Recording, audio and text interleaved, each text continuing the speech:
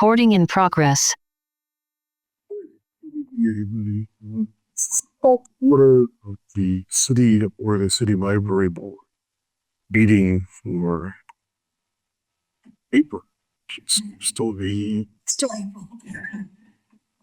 So the meeting is called to order. The folks that are with us, the full board, Cynthia Andrews, Heidi Blackwell, Bill Cartley, Nick Dierkman are via Mr.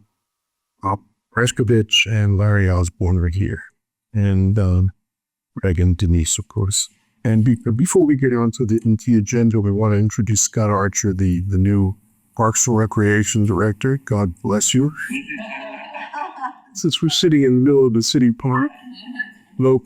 Thank you. Really glad to be able to say hello to you. Unfortunately, I can't stay for the whole meeting tonight. As Bill Craig, I would love to come and say hello, but I have another commitment as well. So, yeah, I'm the new old Parks and Recreation Director. Basically, a similar position to what I held at the city a number of years ago for about 12 years. And then did some other things, continued my public service, but this opportunity came up and it was just, I wanted to come back and serve Oregon City as hopefully kind of my final part of my career. Just have a lot of real strong connections here, both on the personal and the work side. So, and, with, and Greg and I worked together, we did all for a few years at Subcommittee, and I think we have a really good connection there. So yes, I got the background of the knowledge of the importance of this being in a city park and surrounded by dying trees.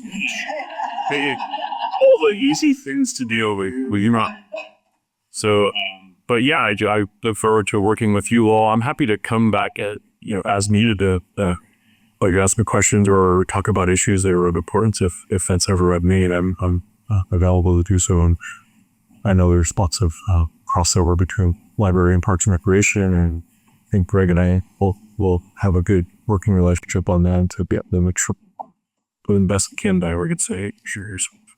Yeah, just hello and thank you for me. Just really appreciate it. Is there anything like burning that you want to let me know about right now that I can take and process and come back with, or even maybe quickly respond to? But actually, in like 2 minutes, I just take a little bit again here, like. See, I'm curious, curiosity, really. What triggers the effect and the kids value? What temperature? What one circumstance? I need to talk to our staff before I say that in a public meeting. I don't want to commit to anything.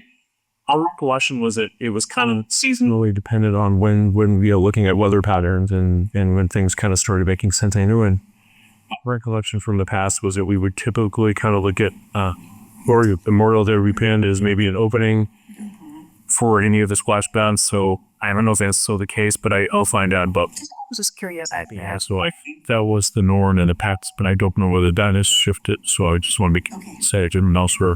In the past few years, they've opened it literally depending on the weather, but according to our team's check here, we've had 784 today from the ski.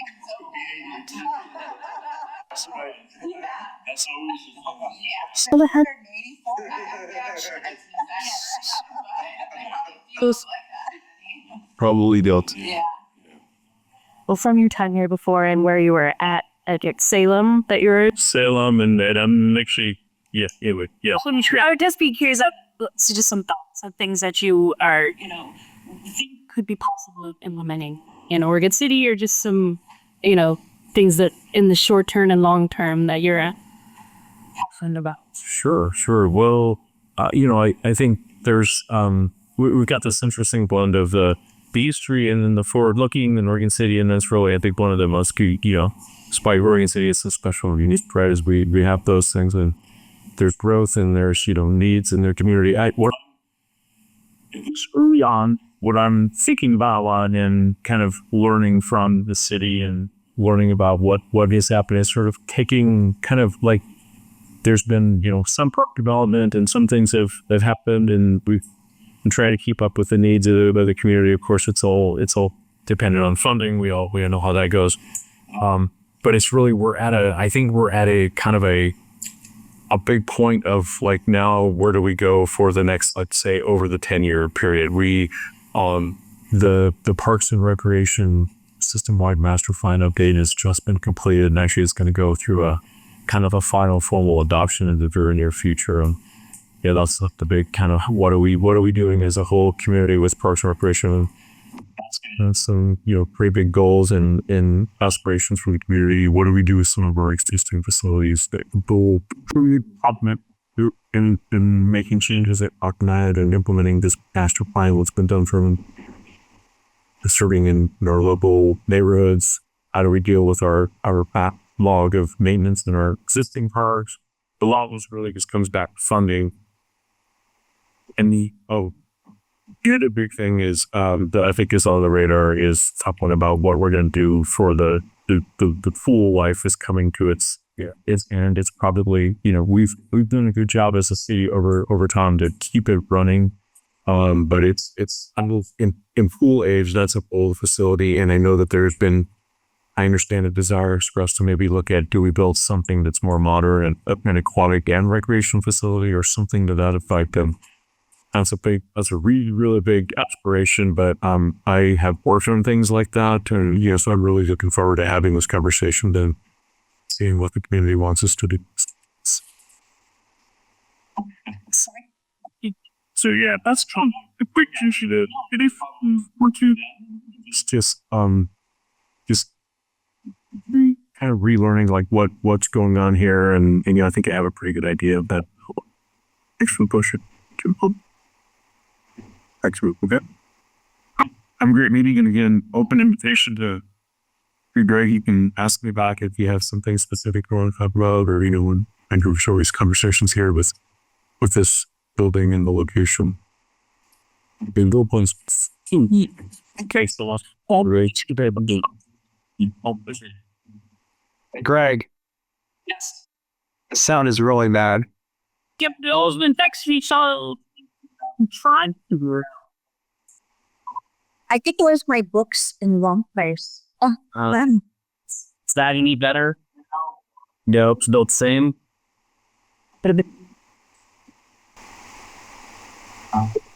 Seems the same. Seems the same. All right. That's better. That's getting better. Yes. What changed? I'm not sure. You moved your hand. Keep your hand. Yeah, David moved his hand. So It's not the boards. David's channeling energy in a very specific It's like, way. remember the old rabbit ears on your television? That's right. You have to foil around it sometimes and, it tip them and, all that kind of stuff. Is that better? That's much better. Much better. All right. All right. All right. Well, thank you, David, for your exemplary You're welcome. service. in the library board. Let the aura be with you. Okay, let's just go through the minutes quickly, and then I want to change something before we get to your report, Greg. Okay. So could I have any review of first the minutes of January 22nd? Sorry that there were three of them. We knew that this was going to get carried over. Any changes, any updates, any corrections? No. If not, motion, please. I'll make a motion to approve the January meeting minutes as submitted. Great. Second, please. I'll second. All in favor? Aye. Okay. Aye. Okay, the minutes of the February meeting, 28th. Same thing. Any corrections or additions? Unheard. Motion, please. I'll move to approve the February 2025 minutes as And a second, please. I'll second. All right, all in favor? Aye. Aye. And and now we have the minutes of the library budget subcommittee meeting, and Bill and Nick and I attended that, and I'll move to approve those minutes as reported. Second by, okay, favor? Aye. Aye. All right, thank you. All right, good. Well, before we get to three, I just wanted to make a statement about something. As you'll see, there's a board vacancy coming up, and that vacancy is because Nick is leaving the community and moving to Indiana, which seems to be a popular place for Oregonians to be moving to lately in the library world. And I just want to thank him. He's ending his second term as in the board. He's served on LDAC. He's been on the library budget committee. He's been an ambassador for the library. He's worked on the disability program. I mean, this man has dedicated years of service to this institution, and I want to personally thank him. And we're going to have a little gift for him shortly, just to honor his commitment and his work. So, here. Thank you. Thank you. Thanks for those kind words. I really appreciate it. It means a lot to me.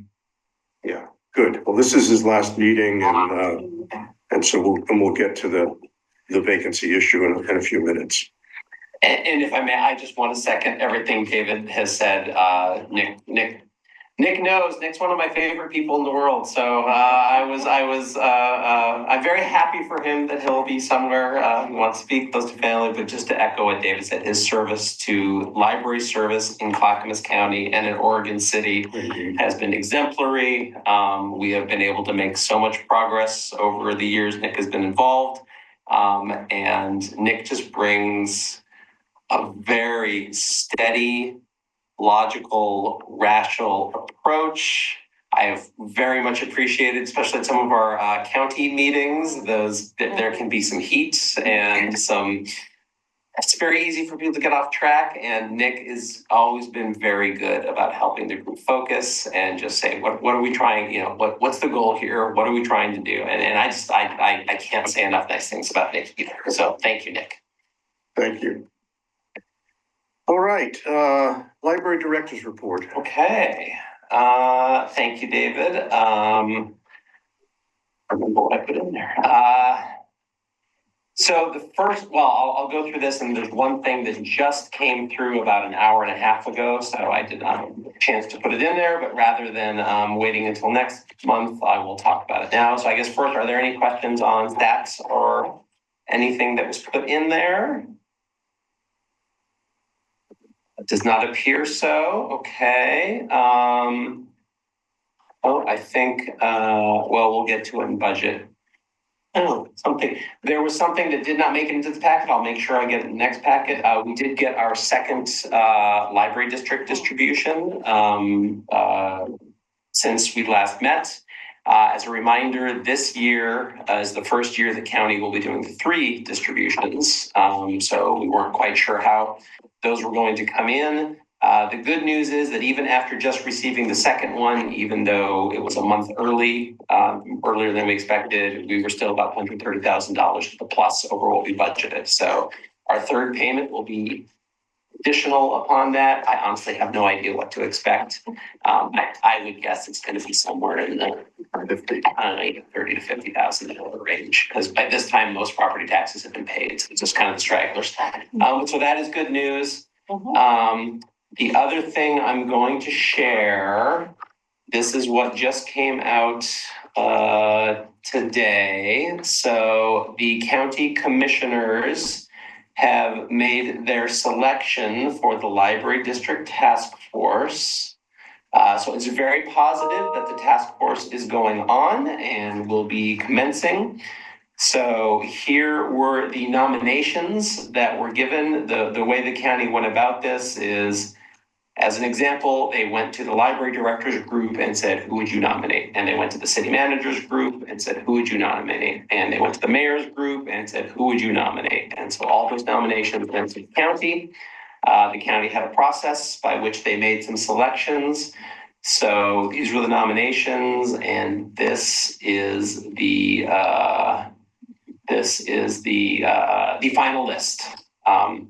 Or the list that was approved by the county. And yes, there is not an Oregon City representative on that group, which I'm a little disappointed by, but I also understand there were limited spots. So I can assure this group that I will be at every meeting. These will be public meetings. I will be there. I am not, I'm pretty good at getting my opinion in there.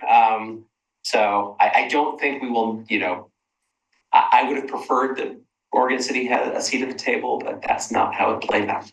So. Can you remind me what this group is That's what I was going to ask. representing, or their role? What are they doing? So their role is, this is we tried to do this 5 years ago before COVID hit. So there's always been at the county level, lots of discussion about, I mean, this comes down to three things. How much money, does the library, what services should the library district provide, going forward? Yeah. How much money do you need in order to be able to do that? And how do you govern the district? And especially with some of the complaints or issues that certain stakeholders have, is there a way to rectify that? Yeah.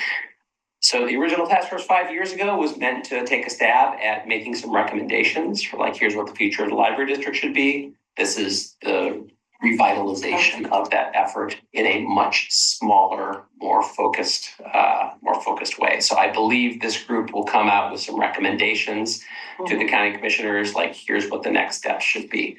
I'm perfectly comfortable saying that at the end of the day, the goal of all this is, I personally think, should be that a ballot measure gets put on the ballot for a successor library district with a much higher rate, because 39 cents per thousand is not sufficient for operations capital and everything else that libraries are trying to do. That's the key, and in all likelihood, there'll be a consultant that'll be engaged in order to get that ready. And I don't think it's gonna happen fast enough, so, yeah. Any questions about that? It's a bit disappointing, but we'll be there. I'll probably be at those meetings as well, assuming that they're scheduled wisely. Okay. That's really unfortunate that we don't have a rep on it. Yeah. That is unfortunate. It's all right. We'll be there. Yeah, but at the end of the day, again, if the work gets done, and I can at least tell you, looking at the names, especially the library directors, we're all on the same page. Yeah. We know what needs to be done to preserve sustainable library service for everybody in Clackamas County going forward. So I'm perfectly confident in having my library director colleagues from Canby and Lake as we go on there. They're going to do a great job. Great. Any other questions for Greg? No. Okay, thank you. Any public comment? No. No public comment. Okay. So we have a board vacancy sort of immediately, and I met with Mayor McGriff about a week ago to talk about a number of things. One of which was this, and I asked whether we could move forward sort of our second candidate from the last thing rather than opening this up again. And she was totally happy doing that because she participated in the interview. So she was zoomed in. So I'm going to suggest that we encourage Lori Spinogel to take on that role. Greg, you met with her, you've spoken with her. We thought she might be here tonight. I just got an email.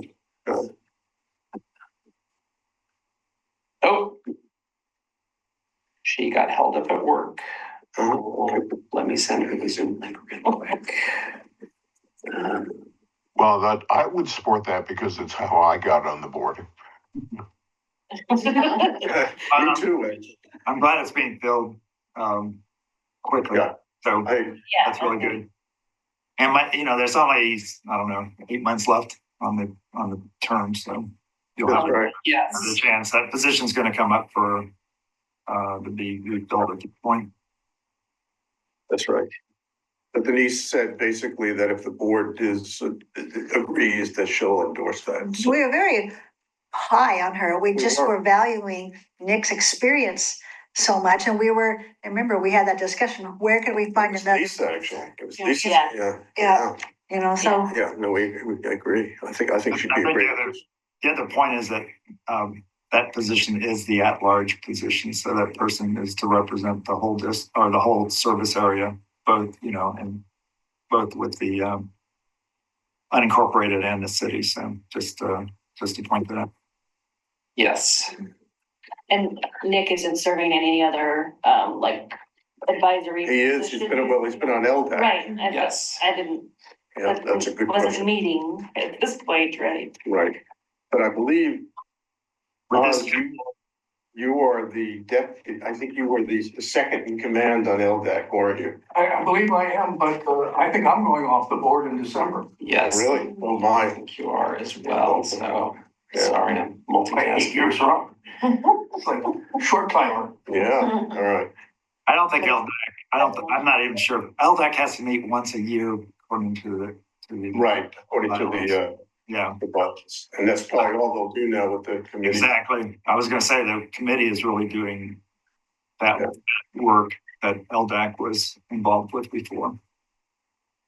Yes. I agree. So yeah, at some point we will want to, look at nominating somebody for that. But yeah, in the foreseeable future, yes, the LDAC committee the task force is going to be doing. Okay. Well, I have a sense of. There's Laura. Okay. But I think one thing is that if somebody is interested and they want to be involved in at least attending those committee meetings, that might be a good idea. Yeah. Well, I know Greg will, and I will attempt to as well, so. Yes. And they're great meetings, aren't they, Nick? Oh, yeah. Oh, wait, I'm supposed to try to sell it. Okay.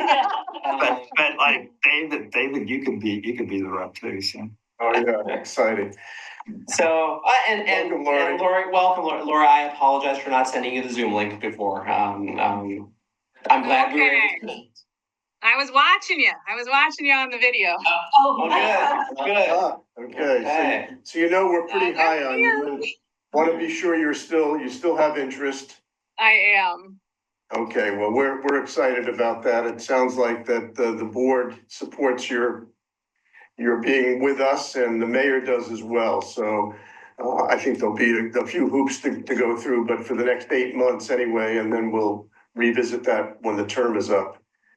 Not a problem. Thank you. So is that the sense of the board? Yes. Can I have, we need a motion, please. I moved to whatever you said.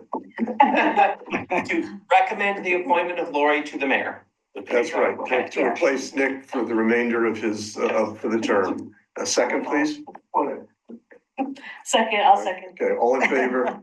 Aye. Great, so we'll forward that to the mayor, and that would be great. Great, so welcome, Lori. Thank you. All right. And Laura, you're welcome to stay on for the duration of the meeting. And you're also welcome not to if you have other things to attend to. Exactly. So please. I will stay put. I will mute though and just listen. So thank you. Awesome. All right, the next issue is the library budget update, and this has been an interesting time. We had our budget committee meeting about a week and a half ago, and Greg dropped on us what he had gotten a few days before, which was the city manager's recommended budget. And my initial reaction was, what was it? It was the opposite of calm. Let's leave it at that. I was pretty surprised, and that was, and the reason is not so much what the numbers did, although they're a concern, and we'll talk about that. But it was the way it happened, Greg was surprised, I was shocked. I mean, nobody had met with us, nobody had said that this was gonna happen. And after the last budget 2 years ago, I really had an agreement with the city manager that this wasn't gonna happen again, that we didn't have to play this out in public, and Greg wasn't gonna get caught in the middle of this thing, and yet here it is again. Now, that said, and after many tranquilizers and many conversations with Greg's moderating influence on my rather irate first sense, and after 7 different iterations of an email that I'm sent to Tony, finally I sent one to him. I put my feelings aside and what's best for the library in front, and here we are. The city's in a lot of trouble. I mean, the city has got a fundamental problem that revenue is just not going to meet the demands of the city. And it's not unique to Oregon City. It's not unique to any county. It's not unique to, it's every public body right now. And this has little to do yet with the federal nonsense. That could be on top of everything else. But the city is facing, a pretty substantial budget crisis, and hence they went back to see what they could do. So on the two issues that came up that you saw my testimony last week at the Budget Committee. One is that they have revised, even before they got a consultant's report, the way they're allocating costs. And I'll let you. Okay. in a minute. And frankly, they're not unreasonable. When one looks at the allocation of costs to the library, there's an argument that this could have happened for the last 10 years and that we would have been in a similar situation with allocated costs that are legitimate costs of HR and communications and technology and maintenance and facilities and all these pieces. And there's a few tweaks and things. We're getting a portion of the city recorder, which doesn't make any sense to me at all, but that's a tiny piece of this puzzle. And as a result, and Tony has offset that by about 50,000 a year. It would have been even higher because the impact would have been greater. And so that really showed that instead of $163,000 that we got from the city in a positive way over the last biennium, we have a negative 169,000. So now how do we make that up? Well, first, as Greg said, we were fortunate enough to get 132,000 so far. It's probably going to be more like 150, 160,000 in taxes. So that's going to offset that amount for this year. Going forward, the issue is totally that we've got to have a new bond measure. I mean, that's going to solve the library district's issues going forward into the future. It's going to take a few years to get there, I fear. And, I want to try to light a fire under this task force in order to make that happen. We did get a new manager position approved, which is amazing because all vacant positions. Proposed, it's in the proposed. It's in the proposed budget. Yes. And I'm sure it's going to be discussed tomorrow night, which will be there for.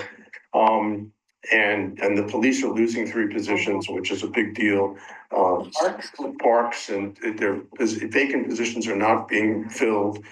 And there's still a big unknown, and that is the urban renewal district they look like they're going forward. He has in this budget a 25% of what they're able to do this first year and a 50% the second year of what the urban renewal district can take from the taxes before it's distributed. And the urban renewal board has now said they want 100% in both years. Now, if that happens, that's about another $1 million that Tony's going to have to find someplace. I do not envy his position. I think his communication was terrible, and I told him so. And I'm sure we'll work that out. So I do respect him. So that's where we are with the budget.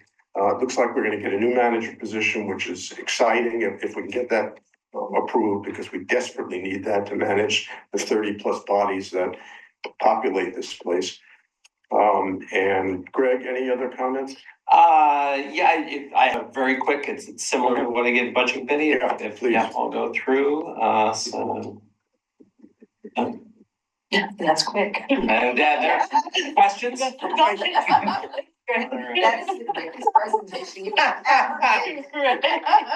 Don't get used to it, Denise. Right, I got to figure out a better way to do this. Where's my page? All right.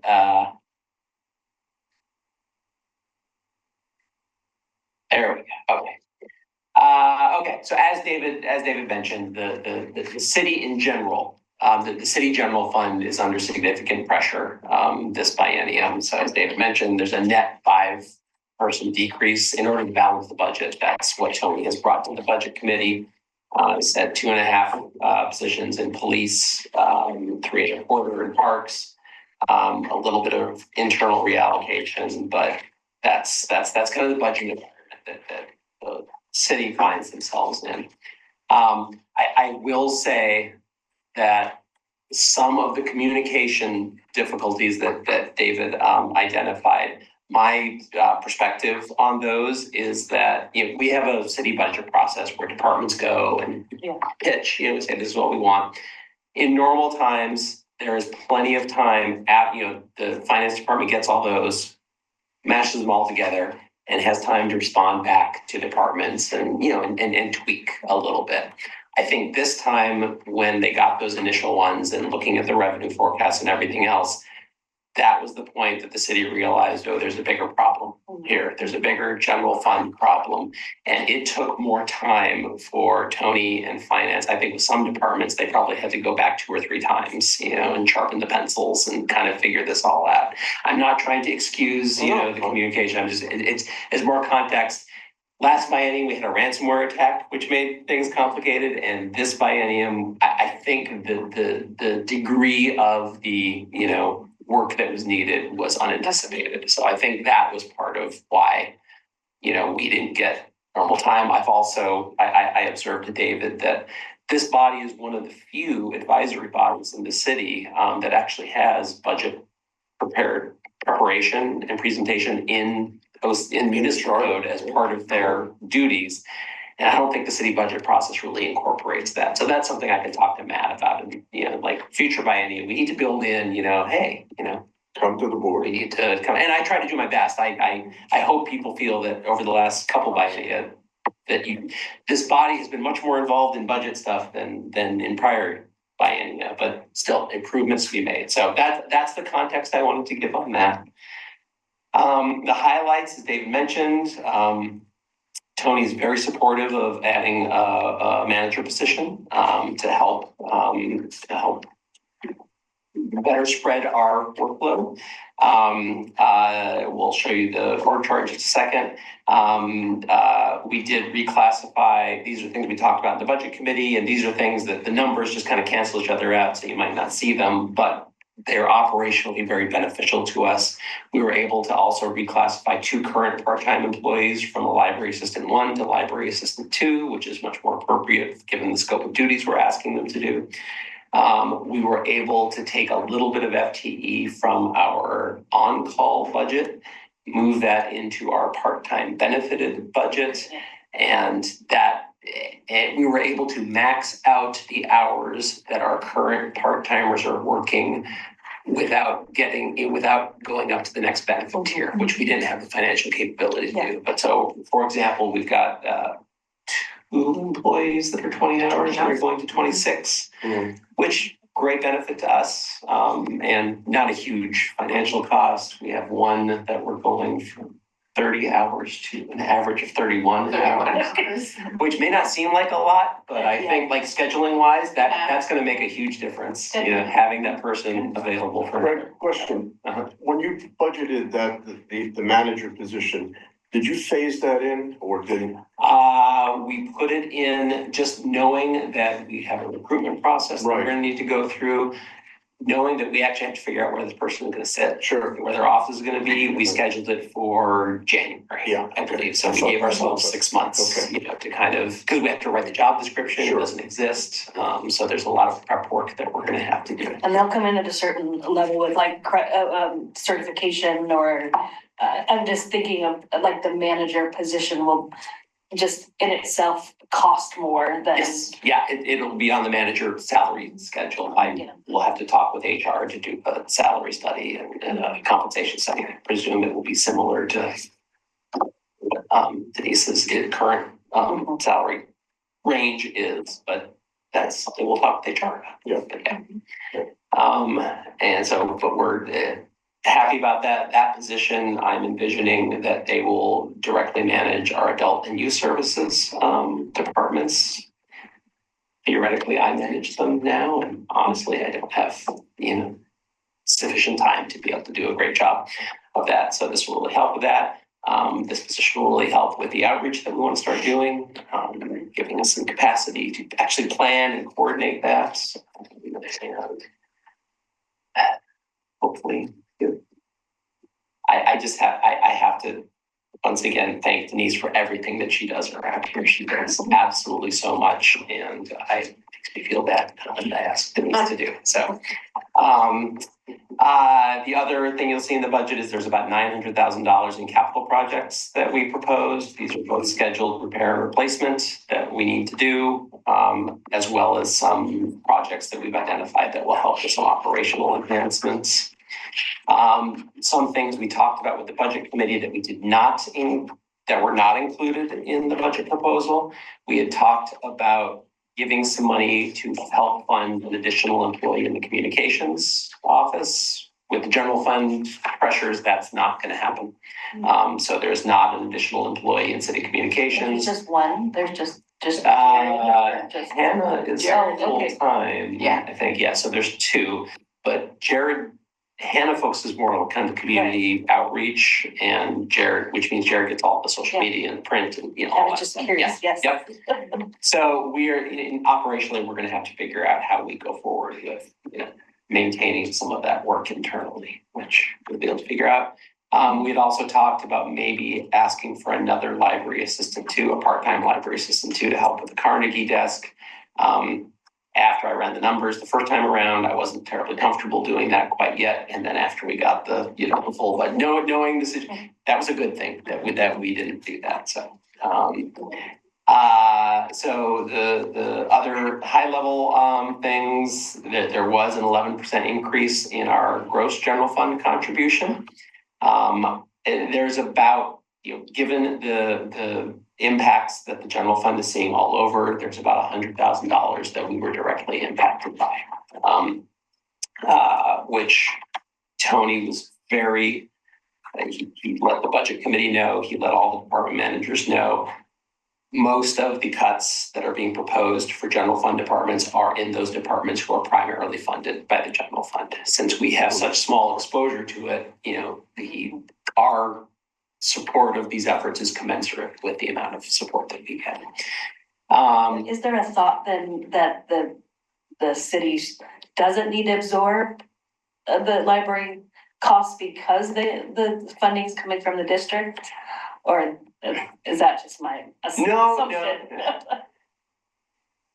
There has always, it has never been clearly defined.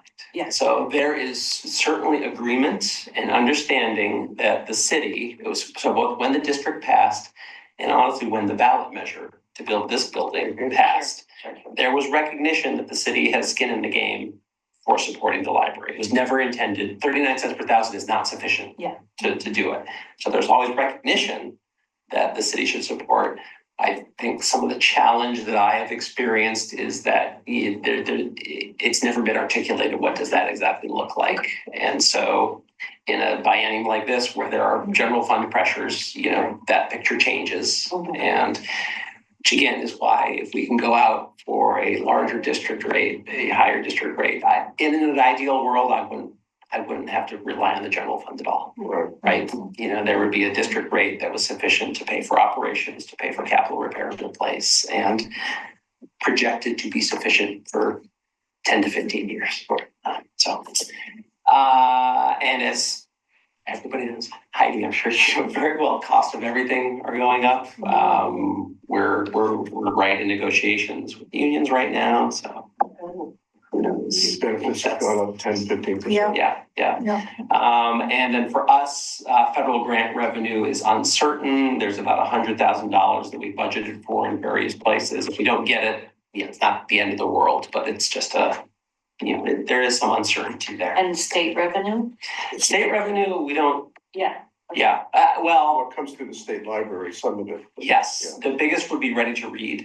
But the way Ready to Read is funded by the state general fund. It is not funded by federal IMLS money. And it is a program that the legislature has always been strongly supportive of. And they actually increased it in the governor's proposed budget this year. Not by as much as I wanted, but still a little bit. Yeah. So that I'm pretty confident is safe. When will you know about the federal piece or not know, as the case might be? So the IM. Foolish question, I know, but your So best the guess. big two components, the $100,000 exposure, we have the outreach vehicle. So we have a grant in progress for about $50,000. That is completely, first we have to be awarded the grant. So I don't know if that's going to happen or not, but if we are, they're waiting until they figure out if they're actually going to get money from the feds, because that's all done through LSTA, Library Services and Technology Act money. 25% of the state library staff is also funded by this federal money. And so they did not even know as of last week what was going to happen to 25% of their staff come June 30th. So thankfully, last Wednesday, they did get a communication from somebody at IMLS of somebody who's left because 3/4 of the staff have been eliminated, that the first half of the congressionally appropriated amount has been approved. And which is good. It's a good sign. I'm not comfortable until it hits the bank. Yeah. But so they've at least gotten confirmation that is coming. They communicated earlier this week that they will not be making any announcements about the LSTA grants until they receive confirmation that the second half of the 2025 funding has been approved. And That makes sense. Where they're pretty effective. yeah. Now, And in normal times, this all would have happened already. This is just, and it's money that has been appropriated and approved by Congress.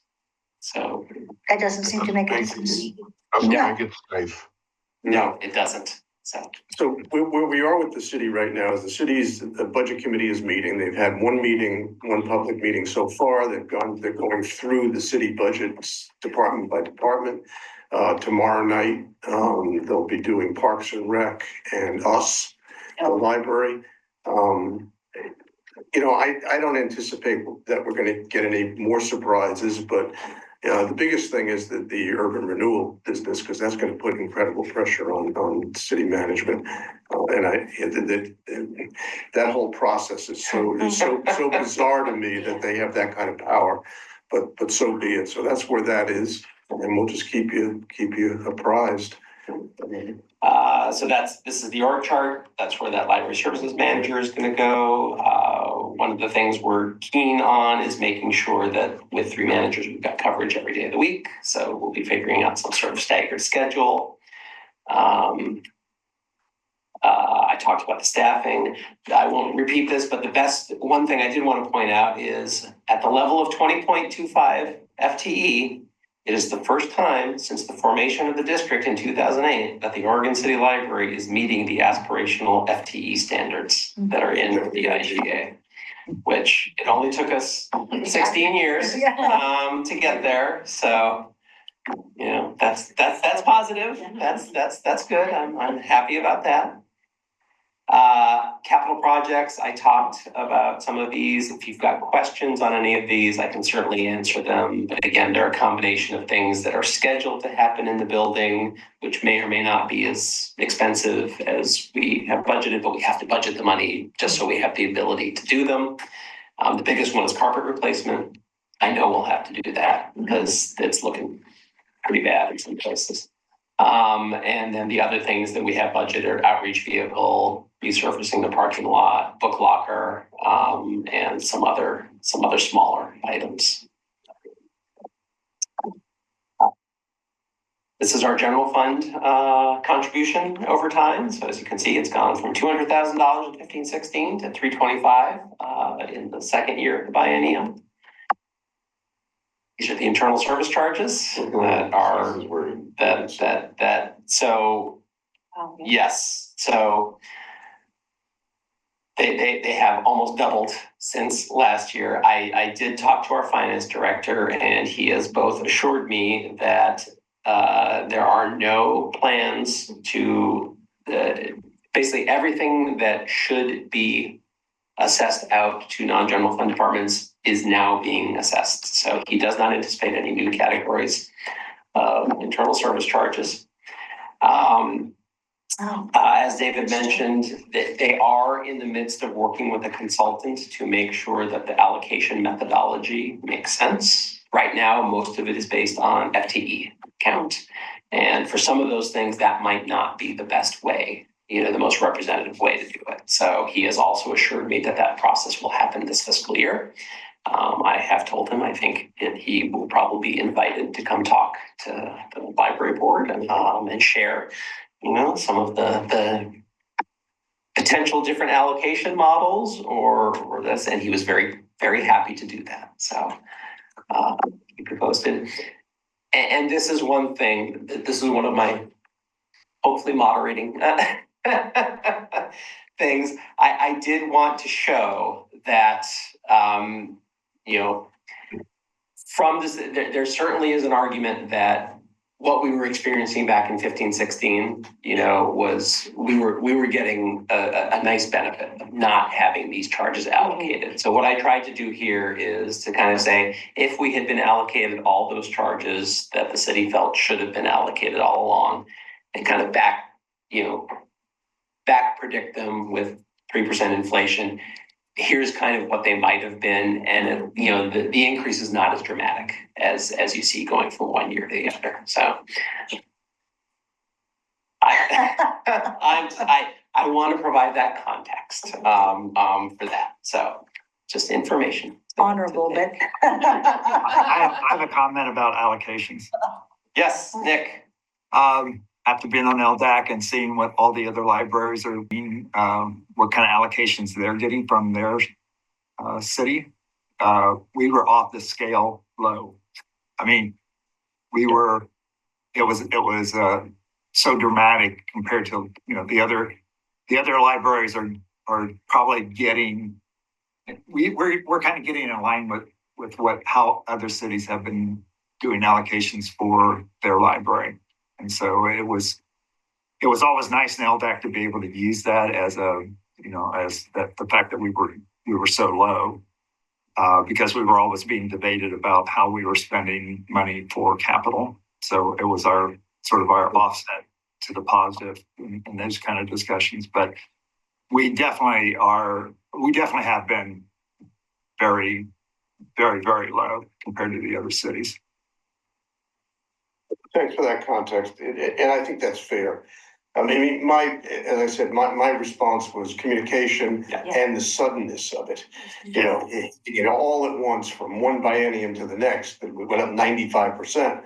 That should take some discussion and some debate and some stroking and Some warning. Yeah, indeed, and that didn't happen. So it didn't happen to Greg either. I mean, it's not like Greg kept anything from us. He was as surprised as was I. The other thing that I've asked Greg to do and is now take a look at going forward. You know, there's going to be a cliff. We know that. We think it's about 5 or 6 years from now, something like that. 6 years from now, where our reserves at the reserve level that's required will not be adequate to sustain. So again, the emphasis has got to be in getting a new bond measure out to the community, and in that during that period of time, getting a successful bond passed with a rate that will support the library, and then I think we'll be okay. So, any other questions? I had a question relative to the new hours, and if you've gotten a lot of comments or gotten comments from patrons about the new hours for the library.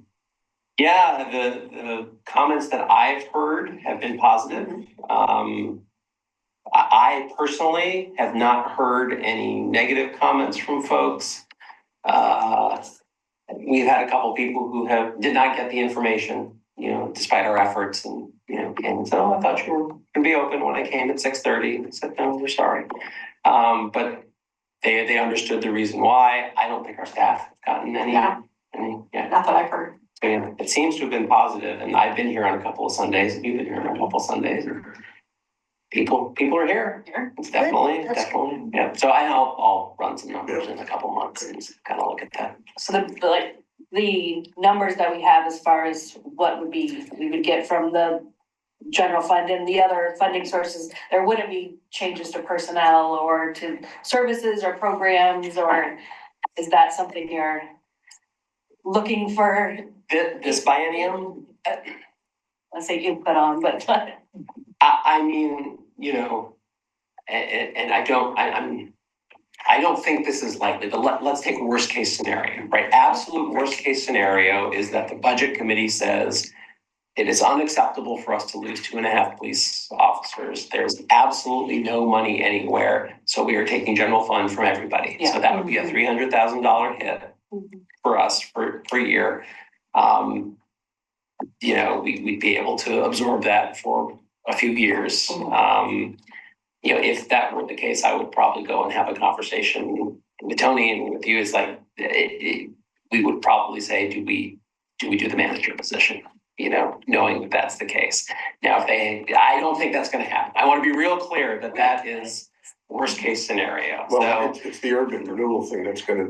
yeah. Really. So yeah, that's, I don't know, there are some. I guess, yeah, and I'm not sure that I understand the urban renewal committee. Yes. And what is the funding that you're Okay. referring to? So the way urban renewal works, this is my very simple version. Please. And Nick knows these things too, so Nick will correct me if I'm wrong. So when you institute an urban renewal plan, you freeze the assessed value at a certain level. Okay. Right? And as assessed value grows, you know, there is this difference. And so everything below the freeze level gets taxed as normal. So whatever percent goes to the general fund, little goes to the library district, but everything above that level that is taxed goes to the urban renewal agency. Right. And they use it to fund projects that in theory raise the whole base of the city. And it's for a time, I think they're like 20-year plans or something like that. But we have to approve those as voters. So yes, so the budget committee says, so the projects, well, let's start with the budget committee. So the budget committee says, okay, this year we anticipate the difference between the frozen level and this level is going to be such much. How much of that property value do you want to levy taxes on? And so when they built the city budget, they assumed that it was going to be 25% the first year and 50% the next year, which meant that the other money that they're not taxing would go to the general fund because it's not being used by urban renewal. But now urban renewal is saying, let's tax 100% both years, which means that nothing extra goes. And the budget that was built and prepared was not based on that assumption. Thank you. So that's that. And then yes, the problem, one of the challenges in Oregon City is that the charter says you may not, any indebtedness of over a year requires a vote of the people.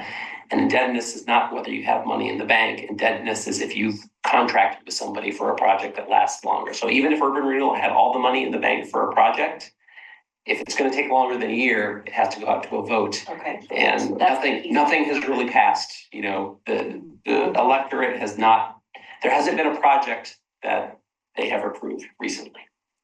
So that's urban renewal is its own organization. The only thing that I'm aware of that there are allocations that go to urban renewal from the city, but it's a separate organization. But they have the same type of allocations that we're seeing. You know, those categories that to operate the urban renewal district. But it's totally separate. You know, it doesn't have anything to do with general funds other than the fact that they could be taking more allocation or whatever. Yeah.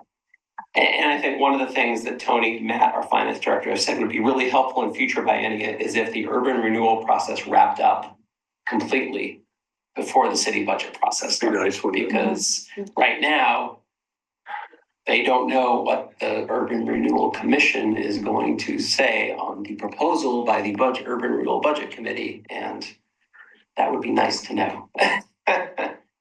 So the only other thing that I have about the budget process is we did ask for one of your folks to join the budget committee, and that didn't happen. Yeah. And I'd like it to happen in future. That's just a. Yeah. Yeah. Okay, anything else on budget or on? And then just the scheduled meeting. So next meeting is, like Dave said, tomorrow. We'll see. That's when I anticipate will be our turn. If there are any questions from the budget committee, you know, I will be there. Tony and Matt generally, they take the first round of questions, and if it gets really deep into the weeds, they will ask us to come up. Honestly, I'm certainly hoping that there are not a lot of questions and that they just move on. The city still has about, the city is not taxing up to the level that they're allowed to.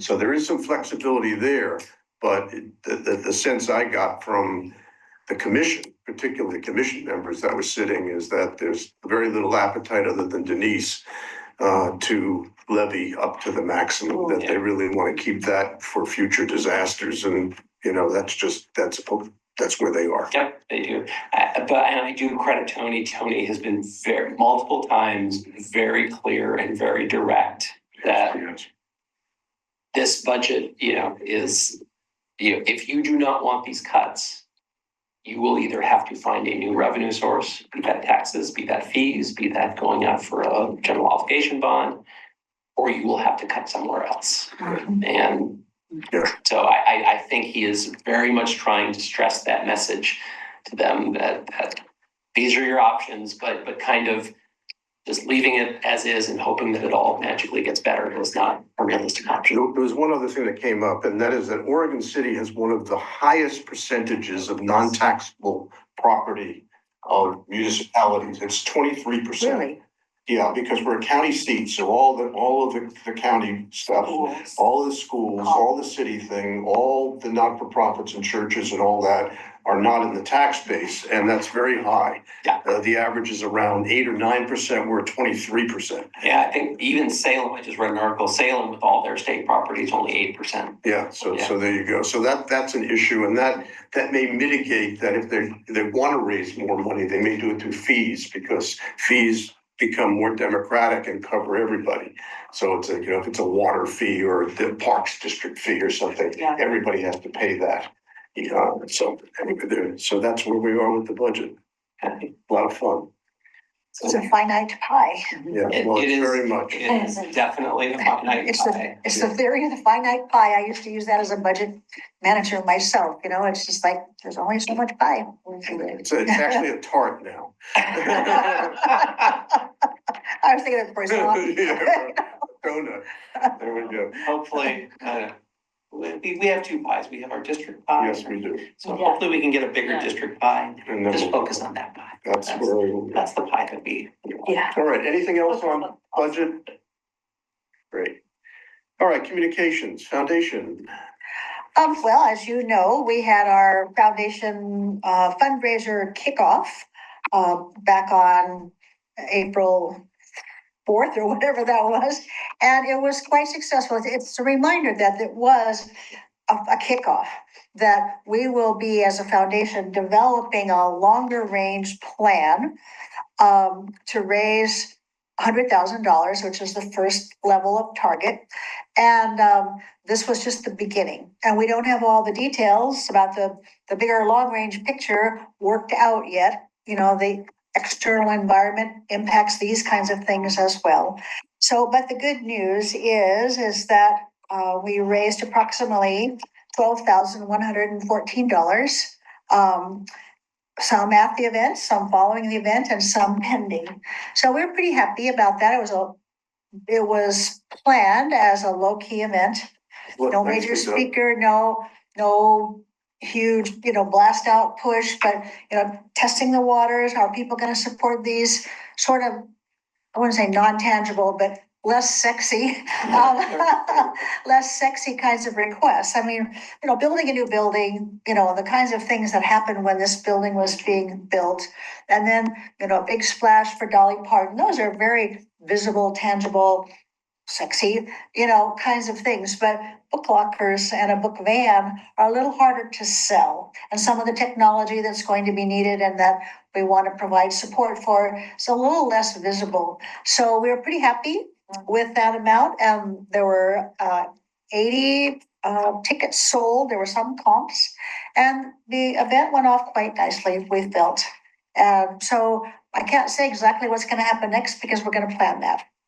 It was lovely. The event was truly nice. It was a great Nicely done. venue. The Ainsworth House is just so open and light, and I think that really helps to create a giving mentality when it's a very positive, upbeat, sunny kind of atmosphere. So we're appreciative of the site, actually. So Yeah, the site was lovely. The one observation that we had is that the average age of the participants there was probably close to 70.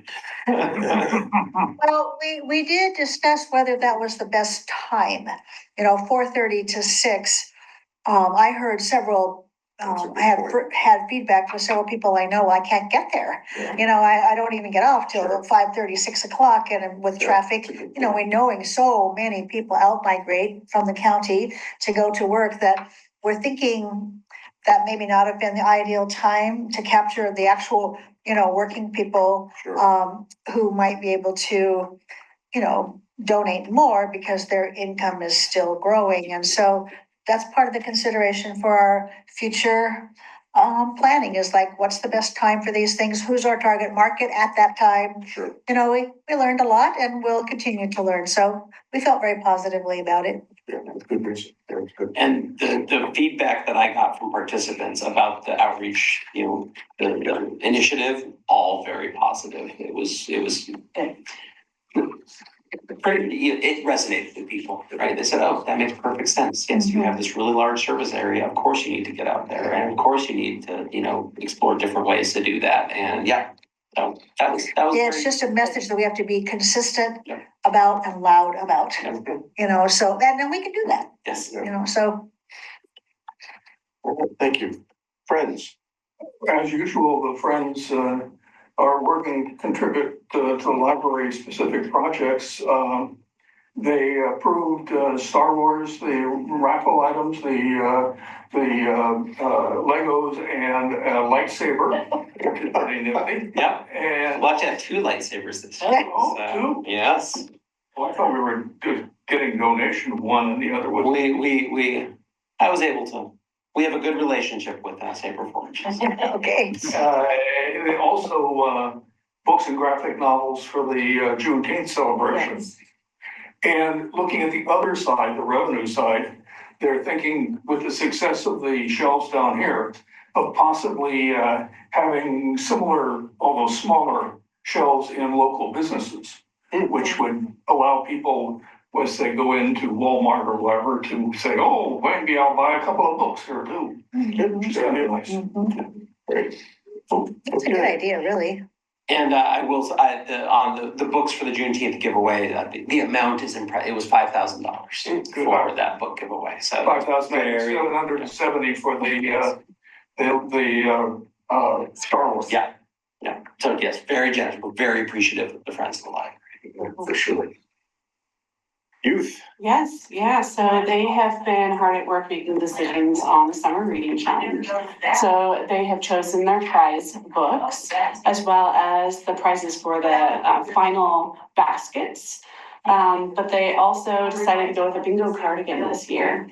And for the bingo card, they have been trying to strategize on how to increase participation as well as increase the number of blackouts on the card. So they have increased the number of prize drawings that they'll do, and they'll do them throughout the summer. So some each month instead of just at the end of summer.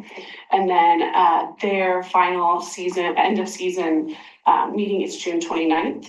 And then they'll pick back up again when school starts. So Good. And it just came in. Their TV, that is the final part of their new gaming station, it came yesterday and it should be installed tomorrow. Good. Yeah, I think somebody had it up here and just rolled it downstairs. Okay, so I go by. That's the old TV. So they have a brand new unit where they can store things, and we have a brand new TV to go on there. Great. So, very exciting. Nice. All right. Anything else for the good of the order? Just one last comment, and that is that I'm very happy to have served on the board. And I have to say that I listened to quite a few of the other committee meetings, advisory committee meetings, and I have to say that we have the best board of any committee in the city. Thank you. I think it's fantastic. We have great representation and great people that are actively participating in the meeting. So I think it's great. Thank you. Thank you. And we wish you well. All right. Yes. Thank you. Yeah. Meeting is adjourned. Thank you, everyone.